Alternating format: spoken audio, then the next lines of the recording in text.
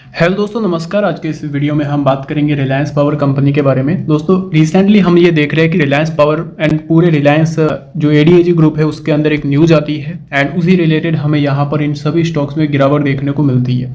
Reliance power भी आपका गिरता है, रिलायंस इंफ्रास्ट्रक्चर भी गिरता है, रिलायंस होम फाइनेंस भी गिरता है। तो अभी के टाइम यहाँ पर रिलायंस पावर में ये जो गिरावट है वो कहाँ तक जा सकती है, एक गुड न्यूज़ निकल के आई है, उसको भी इस वीडियो में कवर करेंगे। ये गिरावट हमारे लिए मौका है या फिर ये गिरावट हमारे लिए ट्रैप है, वो भी इस वीडियो में जानने की कोशिश करेंगे। अभी के टाइम हमें ये देखने को मिला कि रिलायंस पावर में आज भी लोअर सर्किट लगा, जैसे कि स्टॉक में कोई हलचल नहीं हुई, मूवमेंट नहीं आया। स्टॉक ओपन होता है 32 रुपये 75 पैसे पे, क्लोजिंग भी वही है, हाई भी वही है, लो भी वही है। तो कुछ लोगों के कमेंट्स आए थे यूट्यूब पे कि सर रिलायंस पावर में ट्रेडिंग बंद हो चुकी है। देखिए, ट्रेडिंग बंद नहीं हुई है, स्टॉक का जो प्राइस है वो टाइट लोअर सर्किट में लॉक हो रहा है, इस वजह से कोई हलचल नहीं हुई है स्टॉक में। तो अभी यहाँ पर अगर देखा जाए लास्ट 5 डेज का डेटा, तो स्टॉक ने एक हाई भी क्रिएट किया था, वहाँ से हमें सेलिंग दिखी। लास्ट 5 डेज में ऑलमोस्ट स्टॉक जो है वो यहाँ पे 10% के 5% की गिरावट है, बट हाई से स्टॉक काफ़ी ज़्यादा गिरा है। 15% के आसपास हाई से गिरावट देखने को मिल चुकी है। उसी के साथ साथ 1 मंथ की बात करूं, अच्छा जंप मिला है, 6 मंथ में भी अच्छा जंप मिला है, 1 ईयर में भी अच्छा जंप मिला है। कंपनी क्या कर रही है, धीरे धीरे करके जंप करने की कोशिश कर रही है, स्ट्रॉन्ग बनने की कोशिश कर रही है। तो ये जो न्यूज़ है, इस न्यूज़ की वजह से गिरावट कहाँ तक जाएगी और इस न्यूज़ का इम्पैक्ट क्या यहाँ पर नेगेटिव इम्पैक्ट पड़ेगा। देखिए, स्टॉक के ऊपर नेगेटिव इम्पैक्ट पड़ सकता है। किसी भी न्यूज़ के दो पहलू होते हैं, जैसे कि यहाँ पे अभी ये न्यूज़ आई है, इस न्यूज़ से रिलायंस पावर का कोई लेना देना नहीं है, बट स्टॉक के ऊपर इम्पैक्ट पड़ रहा है। तो इस न्यूज़ से स्टॉक के ऊपर तो इम्पैक्ट पड़ेगा, बट जो कंपनी के फाइनेंशियल्स है, जो कंपनी के फंडामेंटल है, उनके ऊपर इम्पैक्ट नहीं पड़ेगा। तो यहाँ पर सबसे पहले मैं आपको बता देता हूँ कि न्यूज़ क्या है। तो उससे पहले नॉर्मली आज इसका डेटा देख लेते हैं। ओपन वही है, हाई वही है और लो प्राइस भी वही है।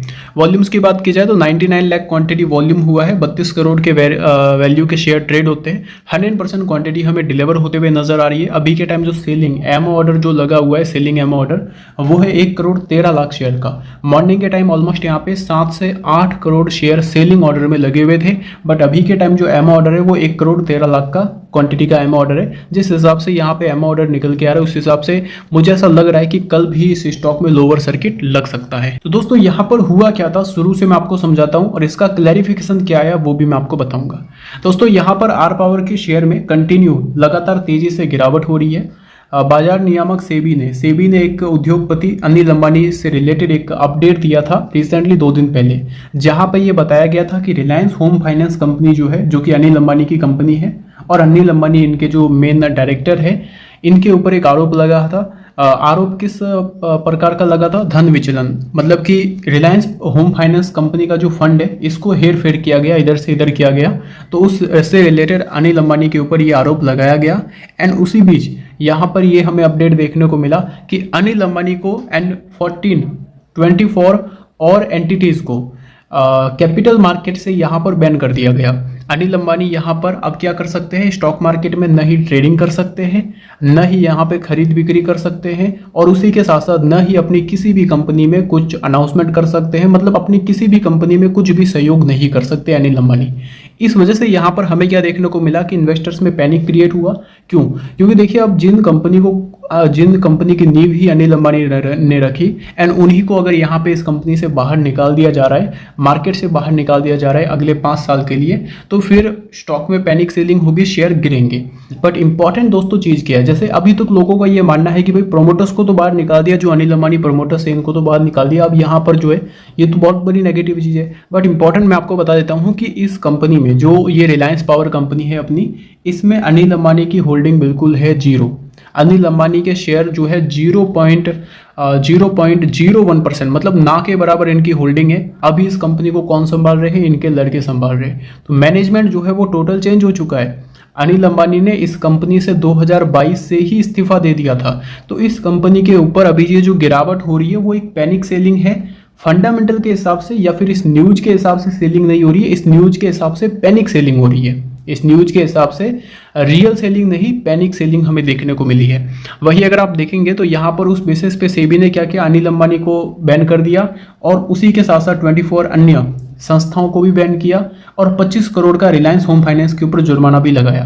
तो इस न्यूज की वजह से हाँ सही बात है कि रिलायंस होम फाइनेंस है उसके ऊपर इम्पैक्ट पड़ना चाहिए, वो शेयर गिरना चाहिए।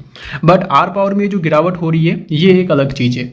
आर पावर ने एक क्लैरिफिकेशन दिया, जो सेबी की रिपोर्ट आई तो उसमें देखिए उसमें ये था कि लोगों को ये लगा कि रिलायंस होम फाइनेंस के ऊपर भी एक मतलब कि घोटाले का आरोप, अनिल अंबानी ने जो ये घोटाला किया है उस बेसिस पे यहाँ पे अनिल अंबानी को निकाल दिया गया है। तो रिलायंस पावर जो है, रिलायंस इंफ्रास्ट्रक्चर जो है, ये भी कंपनियां 5 साल के लिए बैन हो जाएगी। देखिए ऐसा नहीं है, यहाँ पर आर पावर ने एक क्लैरिफिकेशन दिया है। आर पावर ने नियामक के रिलायंस होम फाइनेंस और अन्य के बारे में स्पष्टीकरण जारी किया है। रिलायंस पावर लिमिटेड सेबी के समक्ष कार्रवाई में नोटिस या पक्ष नहीं था। रिलायंस पावर का यहाँ पर कोई पक्ष नहीं था उस नोटिस में, जिसमें आदेश पारित किया गया था सेबी के द्वारा। रिलायंस पावर लिमिटेड के खिलाफ आदेश में कोई निर्देश नहीं दिए गए थे। अनिल अंबानी ने उसी कार्रवाई में सेबी द्वारा पारित 11 फरवरी 2022 के अंतरिम आदेश के अनुसार रिलायंस पावर के निदेशक मंडल से इस्तीफा दे दिया था। तो दोस्तों यहाँ पर अनिल अंबानी जो है, उस अनिल अंबानी का रिलायंस पावर में अभी के टाइम कोई रोल ही नहीं है। अगर ये मार्केट में रहे न रहे, इनके ऊपर बैन हो न हो, इनका कोई रोल ही नहीं है, क्योंकि ये रिलायंस पावर से 11 फरवरी 2022 को ही इस्तीफा दे दिए थे। इसके जो मेन मैनेजमेंट में से इन्होंने इस्तीफा दे दिया था। इसलिए सेबी द्वारा पारित 22 अगस्त 2024 के आदेश का रिलायंस पावर लिमिटेड के व्यवसाय और मामलों पर कोई असर नहीं पड़ता है। इस क्लैरिफिकेशन में हमें ये देखने को मिला, जो कि ये क्लैरिफिकेशन दोस्तों यहाँ पे आप चेक भी कर सकते हैं। तो अभी तक यहाँ पे रिलायंस पावर ने क्या बताया है कि सेबी ने ये जो नोटिस जारी किया है इससे हो सकता है रिलायंस होम फाइनेंस के ऊपर इम्पैक्ट पड़े, बट रिलायंस पावर के ऊपर कोई इम्पैक्ट नहीं पड़ेगा, क्योंकि सेबी ने बैन किया है अनिल अंबानी को, न ही रिलायंस पावर को। तो अनिल अंबानी को बैन किया है और अनिल अंबानी की कोई भूमिका अभी के टाइम रिलायंस पावर में है ही नहीं। तो जब अनिल अंबानी की कोई भूमिका रिलायंस पावर में है ही नहीं तो फिर रिलायंस पावर में इम्पैक्ट नहीं। अब आप बोलोगे भाई शेयर तो गिर रहा है ना, हमें तो लॉस हो रहा है ना। तो देखिए वो इंपॉर्टेंट है कि वैल्यूएशन, आप कहाँ पे बाई कर रहे हो, कहाँ पे सेल कर रहे हो, वो भी इंपॉर्टेंट है। न्यूज़ नेगेटिव देखने को मिली, स्टॉक कंटिन्यू 25 से भाग रहा है, 25 से भाग रहा है, 38 गया, प्रॉफिट बुकिंग तो होगी।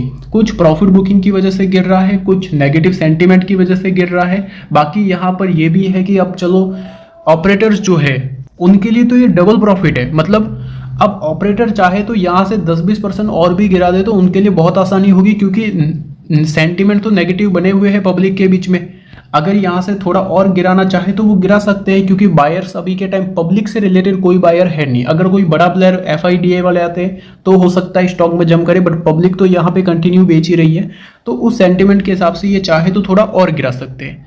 कहाँ तक गिर सकता है, मेरा क्या व्यू है वो भी आपके साथ शेयर करूंगा, बट इस कंपनी को लेके मेरा फ्यूचर व्यू के हिसाब से क्या है, देखिए सिंपल सी चीज़ें, अगर मेरा नज़रिया लॉन्ग टर्म का है तो लॉन्ग टर्म में कोई भी कंपनी हो, चाहे वो रिलायंस हो, चाहे वो HDFC हो, कोई भी कंपनी हो, प्रॉफिट करेगी कंपनी तो मार्केट उसको वैल्यू देगा। हमने ये देखा है कि कंपनी का जो रेवेन्यू है वो तो एक जगह पे रुका हुआ है, क्योंकि नए प्लांट्स कंपनी लगा नहीं रही है। ऐसे में यहाँ पर कंपनी का लॉस कम हुआ है। नेट प्रॉफिट यहाँ पे year on year and quarter on quarter जो है वो लॉस कम हो चुका है। पहले 300 करोड़ 400 करोड़ के आसपास लॉस था, अभी सिर्फ 100 करोड़ का रह चुका है। तो यहाँ पर मैं थोड़ा सा ऐड करूँगा। अगर अगले क्वार्टर में लॉस और कम हुआ तो वहाँ पर मैं थोड़ा और ऐड करूँगा। उससे अगले क्वार्टर में और लॉस कम हुआ तो वहाँ पे मैं थोड़ा और ऐड करूँगा।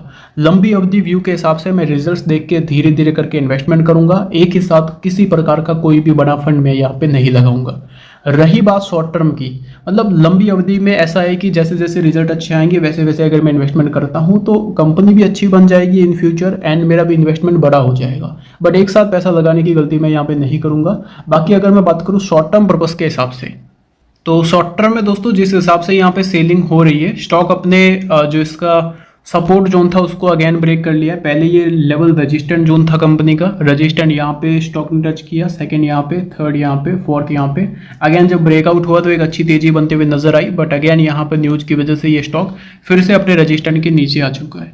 शॉर्ट टर्म पर्पस के हिसाब से मेरा ये मानना है कि ये जो ट्रेंड लाइन है बहुत ही बड़ी इंपॉर्टेंट सपोर्ट का काम करेगी, क्योंकि ट्रेंड लाइन में बार बार सपोर्ट लिया है, support jump, again support, again jump, फिर एक सपोर्ट, फिर जंप। तो अगेन ये स्टॉक इस ट्रेंड लाइन पे आ सकता है। लंबी अवधि व्यू के हिसाब से मैं धीरे धीरे करके रिजल्ट के हिसाब से बाई करूंगा। शॉर्ट टर्म पर्पस के हिसाब से मेरा ये मानना है कि स्टॉक जो है 28 रुपीज़ के लेवल के जोन के आसपास आ सकता है। यहाँ पे आने के बाद कहीं ना कहीं सेलिंग रुक सकती है।